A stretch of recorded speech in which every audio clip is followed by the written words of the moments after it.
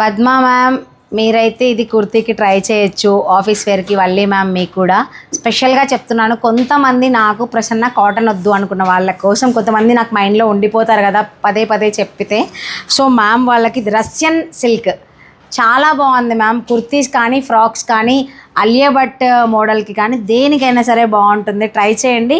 ఇందులో ఇంకొక కలర్ ఉంది, ఇదైతే చాలా బాగుంది, డిఫరెంట్గా ఉంది. ఫ్యాబ్రిక్ కూడా చాలా బాగుంది and washable, easy wash.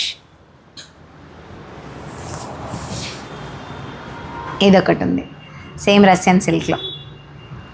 So మనకి ఇది ఐరన్ లేకపోయినా క్రష్ లాగా ఉన్నా కూడా లుక్ బాగానే ఉంటుందండి.